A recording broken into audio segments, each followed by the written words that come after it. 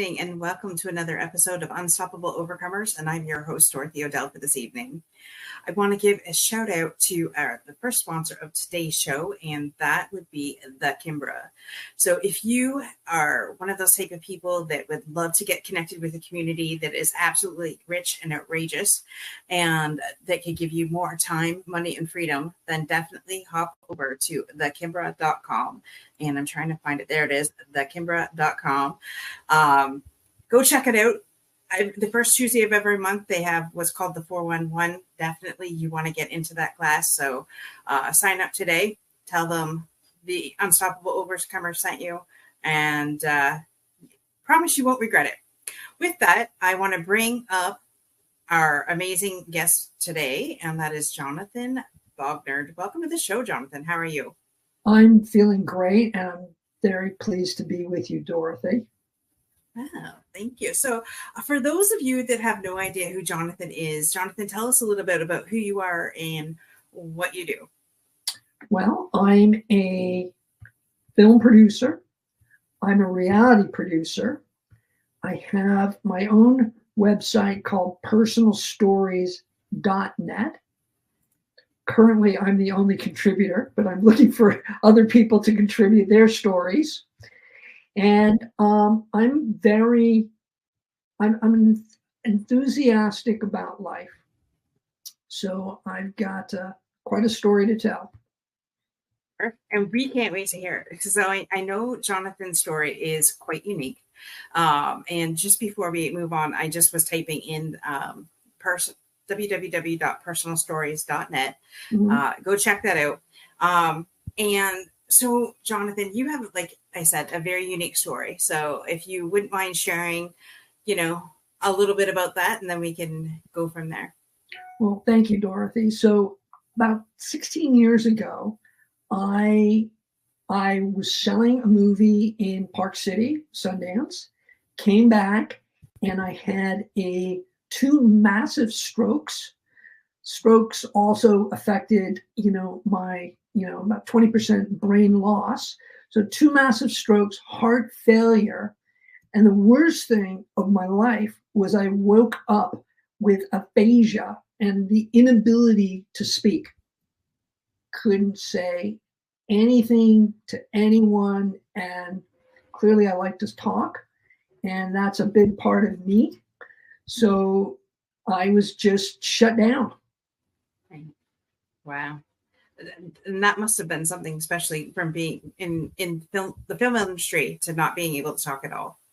Yeah, it's my life, pitching shows, pitching movies, talking.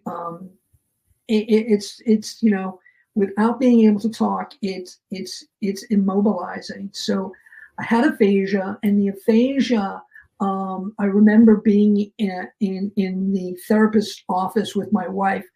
And the therapist said to my wife, even though I couldn't pronounce my wife's name, I called her Candy, but her name is Cindy.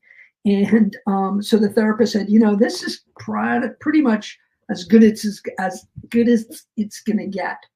Excuse me, because I'm also want to tell you I have aphasia, and the aphasia kind of affects my ability to speak. So bear with me. So the therapist said, this is pretty much it.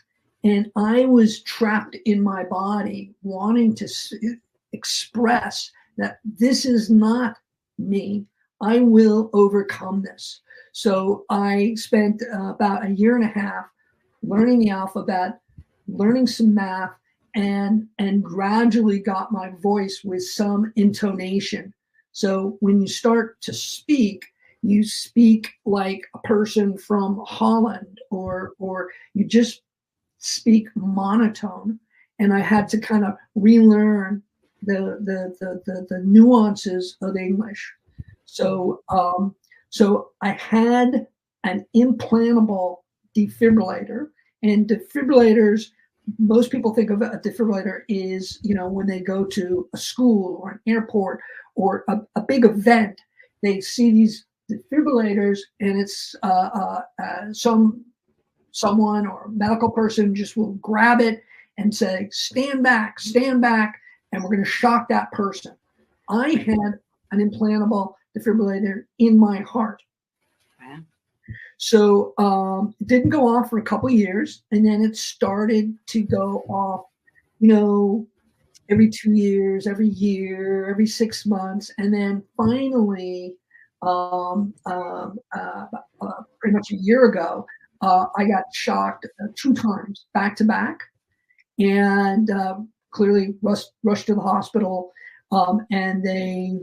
My cardiologist said, "Look, you're not leaving here until you get a new heart." So I kind of got moved up on the order of getting a heart. So I was in the hospital for 30 days, which seems to be, when you're in the hospital, it seems like an eternity. But from an objective point of view, 30 days is not that long. So I got the heart, and the interesting thing is I got a woman's heart. Wow. There are unique characteristics of the other sex from a man's point of view to talking to you and your partner, is that this heart that I got had spasms in the heart. And it took the cardiologist, it took 2 visits for a couple, maybe 4 or 5 days each visit to figure out what was going on.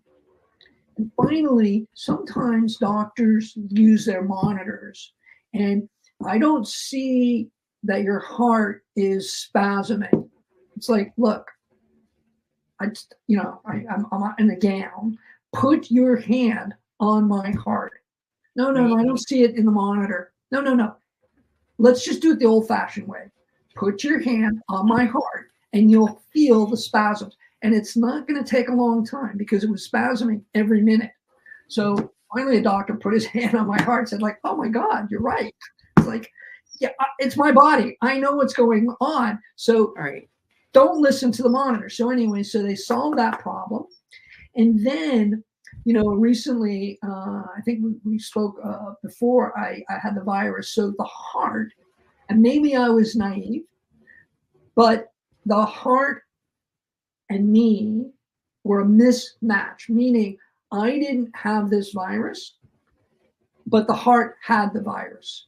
Right. So sure enough, after the doctors put me off this drug that was trying to, they call it was a preventative drug, 3 months later, I got the virus, and it was raging out of control, and it really affected. Everyone kind of knows a little bit about their own anatomy, but, I was not aware of my pancreas. I don't really go to a GI doctor. It's like, "Oh, it's your pancreas." It's like, I know that's somewhere in my stomach area, but it's like, yeah, it's very specific. Okay. So I really learned about the pancreas. So it affected my pancreas, and the treatment was a drug, an antiviral drug. I've been on that drug for 3 months, and the good news is the virus is going down. So I feel very good that the virus is going down. When the virus was going down, it was an interesting thing that, when I got the virus was going down, and then my wife broke her foot. So now I'm the caregiver for my own wife. Right. It's amazing how life works, right? Yeah. It all balances out. Just when you think that your wife is doing more, God kicks in and like, "Oh, well, wait a minute. Let Jonathan handle this a little bit here." Yeah. And I don't, it's it's very interesting when you have a role reversal for someone who has been very, very sick for, pretty much 16 years. And having my wife break her foot, and she's in a boot. And, I now have to do everything with her, drive, fortunately I can do things that I couldn't do a year ago. Right. So, and shopping with my wife and do all these things. And it's pretty, she's a demanding person. Now, would she say the same about you when you were sick? You know what, Dorothy? I think she would say I'm a demanding person. Yeah, I think so. So there's a mirror going on in your house there, buddy. Yeah. There's a yeah. We say it's God works is in mysterious ways, and it's good for me. By the way, you know what? I don't mind it. It's everyone who gets sick, or if they get better, they should spend a couple weeks being someone else's caregiver, and then you really kind of understand that process too, because the caregiver is as important as the patient. Absolutely, 100%. Couldn't agree more. As somebody who has been a caregiver her entire life, I totally get you. And it's also something that you said, when you have to take care of yourself, right? Mm-hmm. So one of your websites was about, sometimes, when the plane is descending and there's oxygen, you have to put the oxygen mask on yourself, and then you can help other people. So in this case, I had to take care of myself, and I now have to take care of my wife. So it's a very much everyone should do this at one time or another. Oh, I totally agree. You really have no idea what it's like to take care of somebody for years and decades. And, a lot of us just put our big girl panties on or big boy pants on and we just do it. Right. But it can become taxing and exhausting sometimes. And so case in point, I totally get you. Like I said, I took care of my parents, my husband's occasionally, get sick. He's diabetic, so things happen. And it's funny because I got a severe allergic reaction back in September that took a month to heal. And I was at my breaking point, and I just had to say to my husband, you know what? I can't do this anymore. I just need to take care of me. Give me 24 hours. I just need to take care of me. And I as I was taking care of me, he was taking care of everything. So it's nice to be able to sit back, relax, and watch somebody else take care of everything. And it does something for you, Jonathan, because you said your wife took care of you for 16 years, and here you are taking care of her. So it's nice and you feel you yourself, I'm sure, feel appreciated now. Right. Right. And it also goes back to kind of like, when I had the heart transplant, I was producing reality shows. I'm an entrepreneur by nature and by vocation. And I love to dabble and invest and look at other opportunities while producing movies. And I felt that when you need to kind of figure out a philosophy about when you have these life-changing happenings. Getting a heart is very traumatic. Mm-hmm. How can you and you're pretty much living on borrowed time, right? I mean, someone else's heart, they perfected it, but it is borrowed time because it was someone else's heart. So what can I do going forward to kind of make myself better and help other people along the way? So, I think it's all about, having a personal and a health philosophy. So I wake up every day, did a little, and it sounds hokey, do a little bit of meditation in the morning, do a little bit, and I say meditation, it's breathing exercises, because breathing controls everything. And the more, so you have to control your breathing. So I do a little bit in the morning, a little bit in the afternoon. Fortunately, I have a dog. And if you don't have a dog, find a friend, or you can walk by yourself. I walk every day, 7 days a week, between 10,000 to 15,000 steps a day. So that is, scientifically walking. You don't have to really do anything else but walk. Keeps your health, your well-being kind of when you get a little older, kind of like oiled. You know what I'm saying? So it keeps you motivated. I also work out every single day. And when I say every day, I do that. I don't, take up one day off. I just work out every day. I walk every day. And then I feel when I start to work, I'm much more effective. Mm-hmm. I know what I'm going to do and I do it. I don't, no procrastination. I just do it. So I'm much more efficient working, creating. So I have a philosophy and I want to be a motivational speaker for people. Like, when people get, have situations in their lives, they get depressed. Yeah. And I think depression is COVID is people were depressed, and especially men. Now it's like very open. You can tell people that you are depressed, and then people want to kind of help you going through the depression.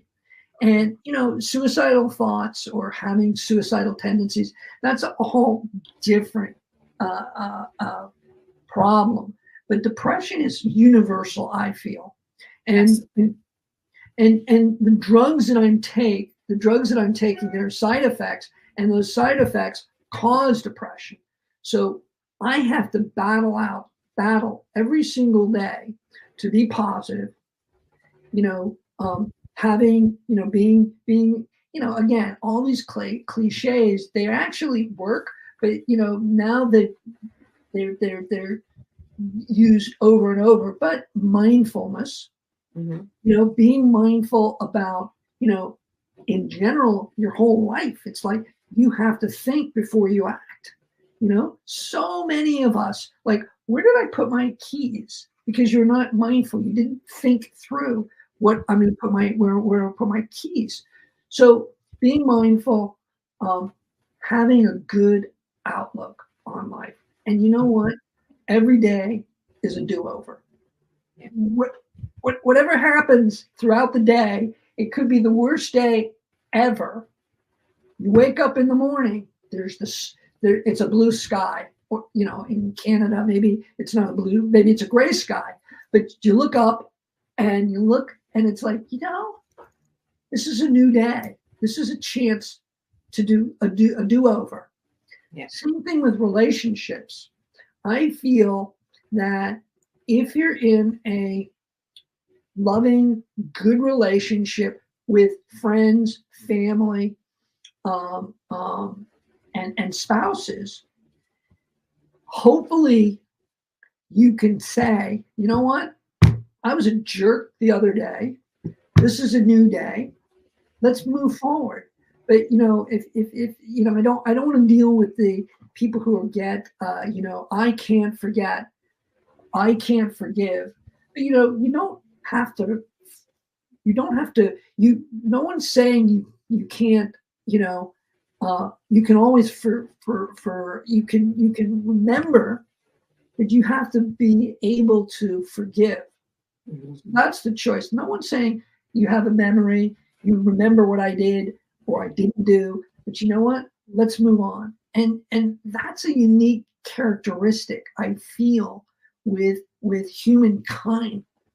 We can just move on, a new day, the sky is out, the sky is not falling, and just move on. I have a couple questions here. So have you had this philosophy your entire life, or since you've just had the female heart, or is this something that you've had your entire life, that philosophy? I was always a positive person, but it has now manifested to having a kind of like a written philosophy of how I want to conduct my life. Yeah, it's much more well organized, but it helps if you're a positive person throughout your life. Right. Right. I was just wondering if I don't know how to properly say this, I guess. I'll just say it and then hopefully it's so do you feel like normally women feel emotional where a man just goes to logical. So do you feel like how do you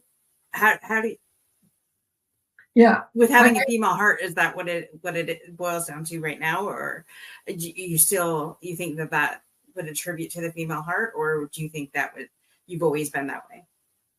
That's a very good question.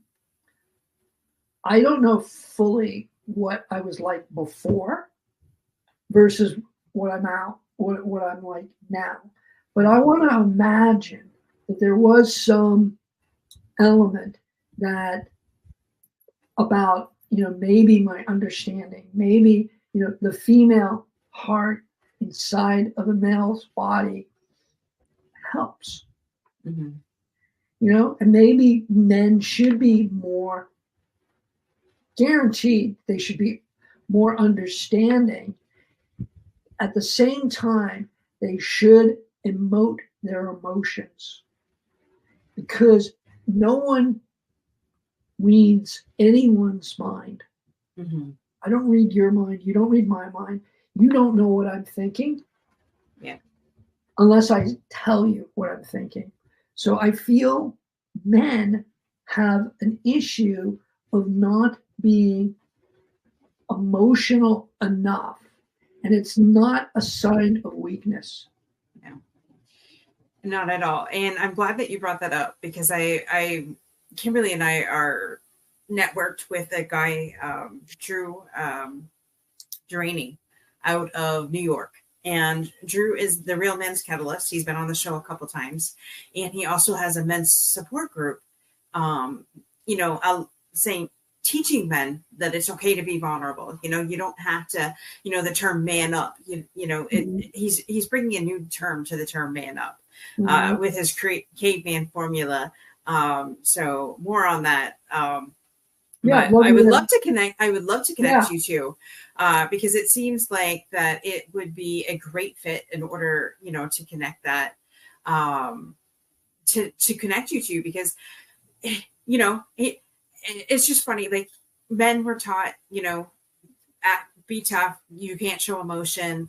Can't be vulnerable. Can't show, be the men of the household. Can't do this. Can't do that. When, in my opinion, yes, you should. Like, everybody's entitled to their thoughts, their feelings, their emotions, and allowing as a woman that is very strong and very independent. I know that if I don't I'm not going to say curb it or be somebody who I'm not, but I have to be really think and methodical on how I speak, especially to my husband, because I know that I am just a very strong, independent person, and I could just take over everything and just shut him out. And that's not what I want. That's not what I want at all. So as that type of woman, I know that I need to, okay, wait a minute, slow my roll, think before I speak, really take into consideration how he thinks, how he feels. I'm not saying I'm perfect. There's some days I just like throw my hands up in the air, walk away, because I'm like, I don't know how to deal with the situation. But I think, as women, we should definitely allow the men to have their say, have them speak their truth, and really be vulnerable with us, because we're not mind readers, like you said, Jonathan. We don't know. Yes, yeah. I'm sure that you guys deal with your own things, your own pressures. And so, but being open and honest in the marriage or in your relationships, you should be able to talk about that. And I know, men for years have been told to just suck it up. But now I know that we're really behind Drew, trying to get his catalyst for the men going, because if you if we had that, I think the world would balance out, and I think that's what the world needs, is balance.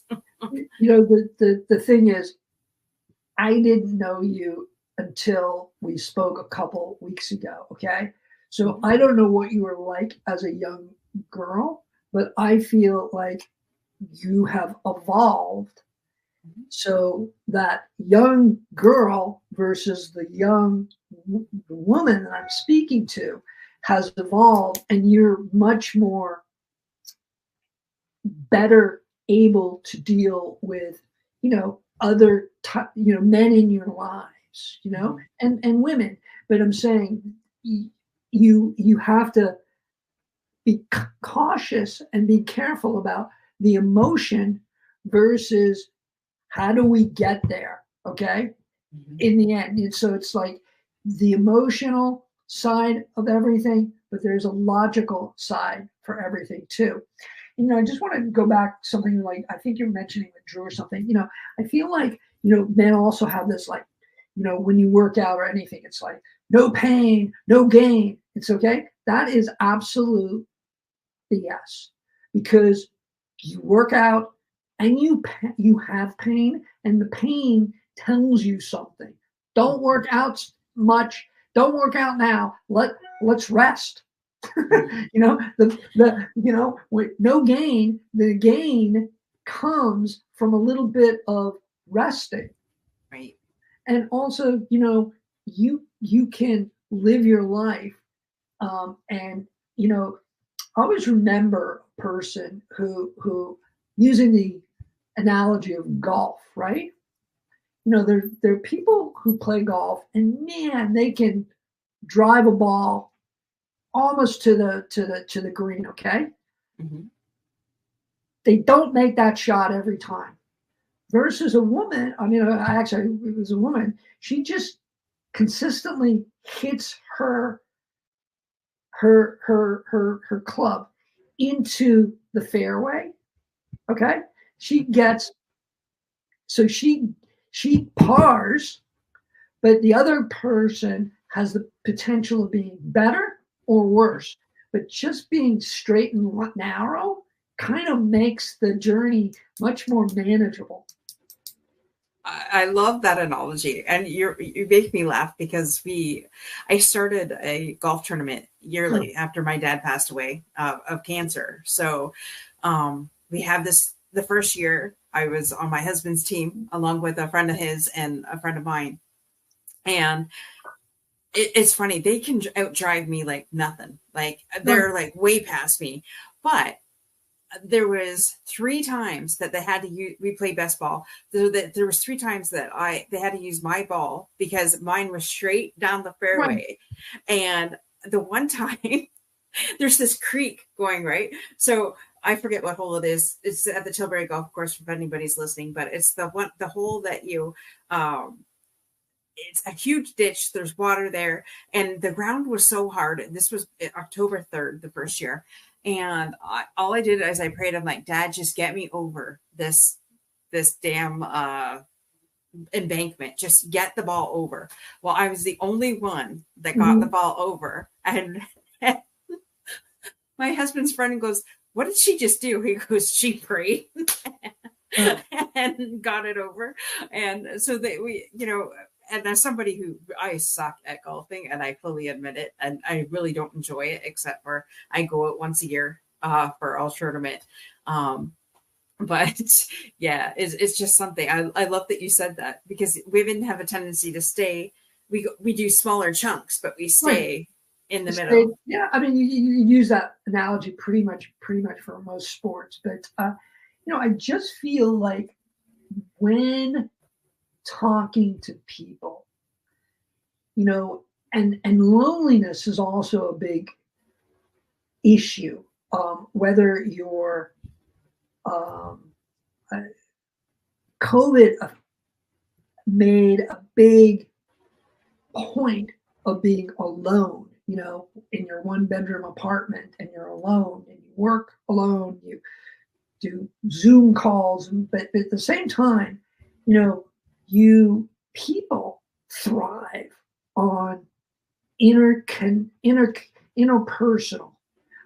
the drama. They love the gossip, the drama, but they also, are good people. They're stable people, but the people need each other more than they ever thought. And I think COVID kind of brought that out because loneliness, no one's like, if your mom or dad live in another state, I mean, they're not knocking at your door saying, how you doing? Mhm. So I feel like you have to make an effort. And sometimes it's hard. And I know for sure, like I have to call my friends and, and to be connected. And sometimes, you don't want to do it. Sometimes it's like you force yourself to do certain things in life. And there is ultimately a good reason. There is a good reason to try to do things, and when you are invited to a party or something, it's okay to like meet other people, and I feel like you're a big personality and you'll meet everyone. But I mean, like I just using that party analogy, it's like, you want to be in the periphery or you just want to meet people, and you force yourself to meet people, and you don't know what will happen or not happen. But there's lots of things in life that you have to always be aware that everyone has bad tendencies, and bad tendencies can cause a lot of people using drugs, alcohol, whatever their addiction is. Okay. And there's so many addictions, but you have to manage those addictions by, being true to yourself. And whether you're shy or extrovert or whatever, but what I'm saying is you need other people. I mean, if there's so many examples that people need other people, and you would be very surprised, and I have been surprised, the kindness of strangers. Guaranteed they're assholes all the time, okay? Right? You go to a hospital, I guarantee you most 99% of those nurses are they had other choices in life, and they wanted to be a caregiver. There's certain things like, if you look at and I know you're big with the military and all of the frontline people that were out there helping people,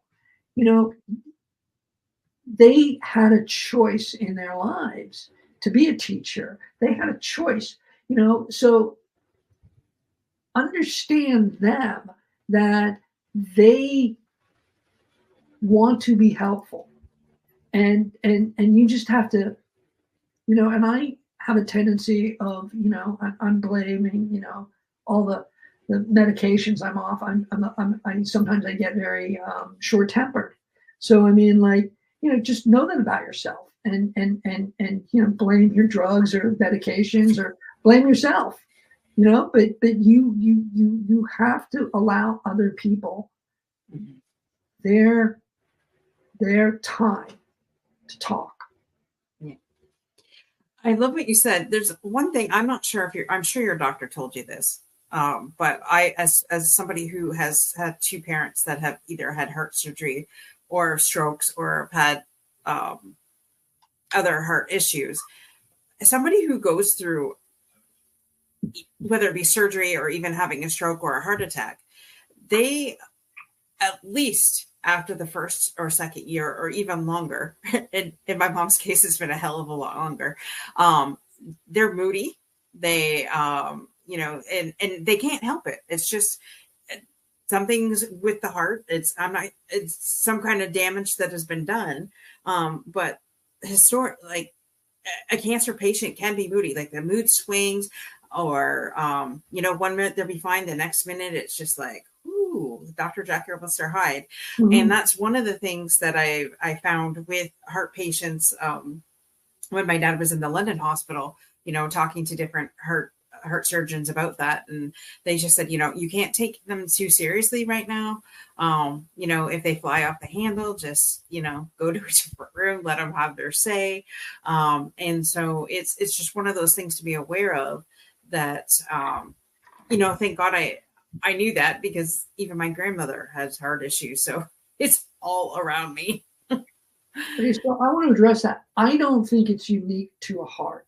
I think it's unique to a person that is, as you said, able-bodied, very opinionated, and independent. Okay, Mm-hmm. so when that independence is taken away through medicines or I was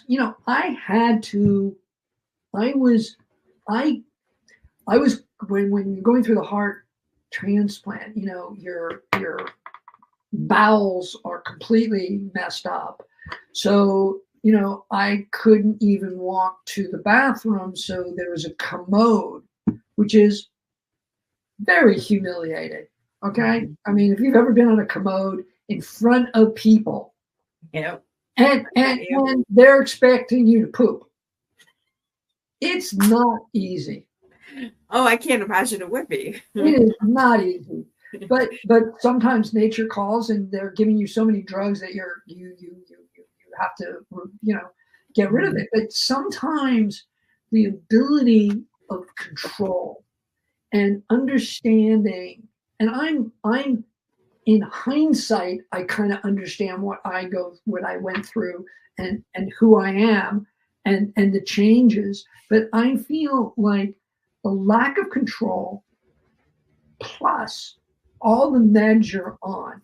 And when you read, okay, this med is has, it's for your cholesterol and it lowers your cholesterol. And before I got sick, I was taking cholesterol medicines, and it's like I didn't even read the side effects, right? Mm-hmm. It's like it's going to help me with my cholesterol, and now you read the side effects. Oh, it could cause this. It could cause this. And I'm that 1% that whatever they say, I'm gonna get it now. I'm gonna get it. Well, don't speak that over yourself. Reverse that, Jonathan. No, Hello. I mean, if I look at the, but also it's the amount of meds I'm on. So I mean, I was on 40 pills a day. Now I'm down to 25 pills a day. That's still a lot. That's a hell of a lot, my friend. Like, I'm surprised you don't choke on that. Yeah, you're joking about you choke, but sometimes you choke with, but you have to do it. Like you have to be. I mean, I'm a fast person. I try to do everything fast, and then you have to just slow down. But I'm saying, I think when you're talking about your parents, your grandparents, and the heart, I don't think it's the heart. I think it's the lack of control, and I think it's the meds. So how do you deal with people? And listen, as much as we think we're therapists, I mean, we're doing the pod, we're trying to allow people to relate to both of us, or both, relate to me. And I'm guaranteed most people like, oh my God, it look at this guy, because it could be worse. Okay. I heard him, it could be worse, honey. So count your blessings. Okay. But overcoming difficulties, financial difficulties, health issues, family issues, that's the name of the game. If you when people doubt you, you have to be strong. And it's not what it's what you do after the problem, the issue, that defines you. Are you going to get up? Are you going to get up, or are you going to play dead? are you going to get up? So far, I've gotten up. Well, that's good, and some people play a game out of it. Let's see how many times I can get knocked down so I can get back up again. Just like that song, Danny Boy. Okay. I don't like that knocked down. I think no people don't want to be knocked down, but if you get knocked down, no one wants to be knocked down. Right. But when you get knocked down, get back up again is what I'm saying. Mm-hmm. Life is like that. Life is going to knock you down and it's going to try and take you out. But it's what like you said, what you do with that, it makes you who you are, and it makes you stronger for it. Like each time you get knocked down and come back up, it teaches you something, or it should. I think for me, it's been resilience. It's like, man, I've had, heart failure, 2 strokes, brain damage. I lost my gallbladder when, you don't really need it. It's like, well, I came in with my own heart and my old gallbladder, and now I'm leaving with a new heart and minus a gallbladder. So I didn't sign up for that. But you sign up, you don't sign up for anything. Life happens. And it's, as again, we're repeating ourselves, so like, what happens to you when you get knocked down? You get up fast, and sometimes you get up slowly, but you get up. Otherwise, you're dead. Right. Well, there is that. And so, the alternative is you just keep putting one foot in front of the other. It's funny because I was on somebody's show the other day and they asked me, how do you keep why do they call you the overcomer? And how did you do that? It's like putting one foot in front of the other is basically what you got to do. You have gotten through 100% of the worst, shittiest days of your life. And so you just keep on going. Mm-hmm. Right. Yeah. And sometimes you don't even realize how you get through it. You take a deep breath and you just walk through the fire and keep walking. And some people, well, how do you do that? You just do it. It's like you said, resilience. You just keep on doing it. Yeah. But when you step back and think about what you have overcome, both physically, mentally, in your life, with your family, friends, all those people that are connected to you, and they marvel of what you've done. And I kind of like you, I'm saying to friends and family, and it's like, when you're in the thick of it, you're not objective. You're just battling through it. And it is a battle. Life is a battle. Okay. Life is an emotional battle. Life is a physical battle, battling people every single day. Mm-hmm. But I think there is some positive spin. You will find the kindness and graciousness of strangers that can help. And I don't know what they do. I don't know why they do it. But, and I want to be that person I am that person, and I'm just being a little kind of gross in the sense, like when I walk my dog and I see other dog poop, it's not my dog poop. I'll pick it up with my bag just to throw it away, or trash. I'll just, it's not mine. But you know what? Someone has to take account of it. Right. So no one else is going to do it but me. So you walk through your neighborhood and you see, I don't know, certain things on the sidewalk or garbage or something, that you should throw it away. Yeah, absolutely. And you're right. Just because it isn't yours doesn't mean that you can't help. And I just want to, there's a story. I don't share the story too often, but I'm feeling led to share it. The first time, I swear to God, my dad had 9 lives, even before cancer. And so one of the times he had gone into renal failure, it started off with a cold, gone into renal failure, was in the Windsor Hospital. And I was at that time doing 2 jobs.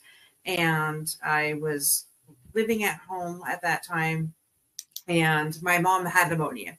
My brother doesn't do hospitals, plus he had taking care of 2 kids. So I was the only one going. Back then I was single and wasn't dating anybody. So I pulls up into the parking lot, and keep in mind,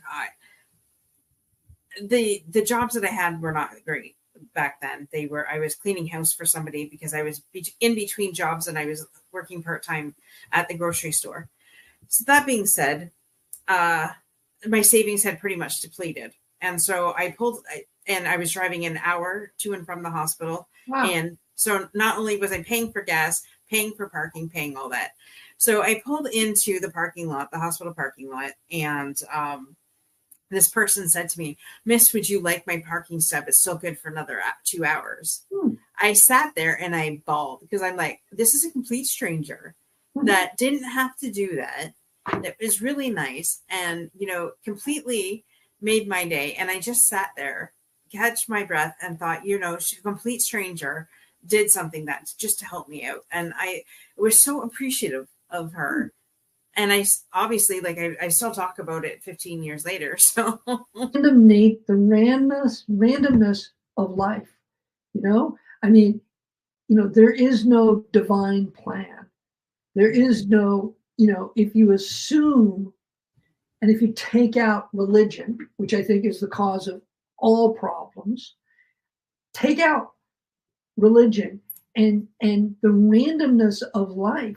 Even if you look at the brain, and if you look at certain things that you see all the time, you don't know what will happen. So that's what happened to me. I didn't plan on having a stroke, that I was predisposed. I would say I was predisposed, but no one had strokes and heart failure in my family. My parents, grandparents. I got myocarditis, that was an inflammation of the heart, and then I had heart failure, and so you could say, hey, how did you get this virus? Well, I was careless. I should have stayed in bed when I felt fluish. I had walking around pneumonia. Okay, there was warnings. There were warning signs along the way. I didn't realize that there were warning signs, but I didn't pay attention to them because I have a different agenda. My agenda was selling my movie, and I wanted to go and sell my movie. So I ignored those warning signs.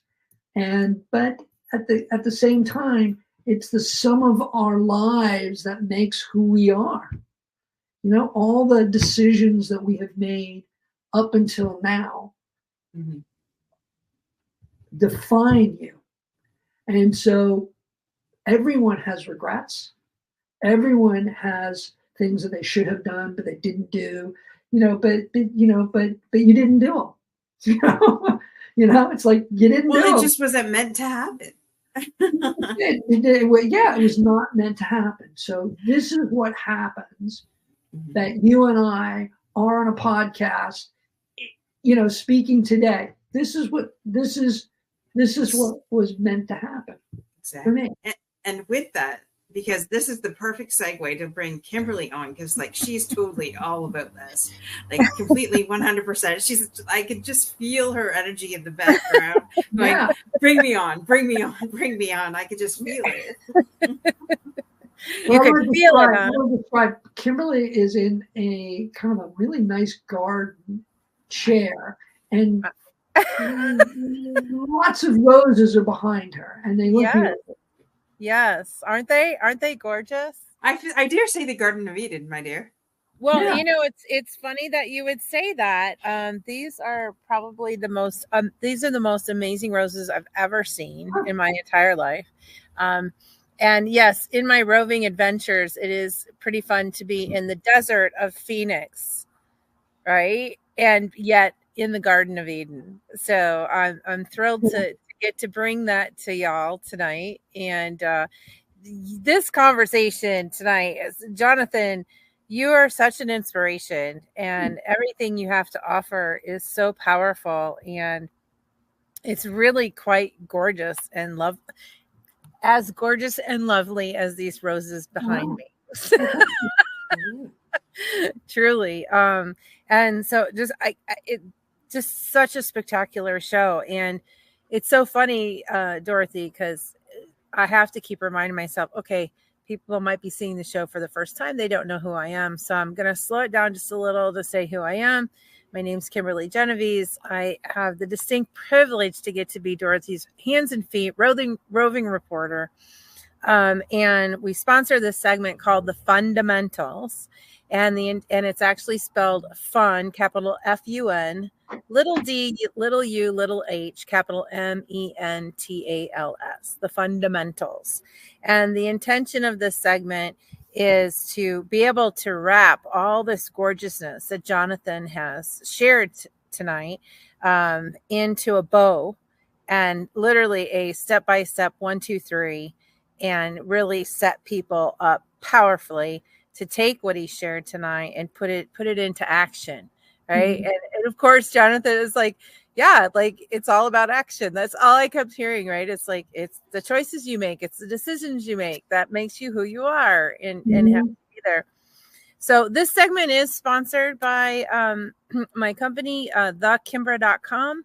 So very quickly, it is a company that is absolutely committed that all life be celebrated and be set up powerfully to be fully self-expressed and engaged with others harmoniously. It is a community environment where everyone in the community is committed to everyone else's success. In this moment, I'm just present to all the cells that we have in our body and how they all work together harmoniously. And inside of the practices and rituals that we provide at thekimbra.com, we focus on giving you power in clarity of your dreams and desires, and then freedom and expansion around time, money, and people, the key resources to life.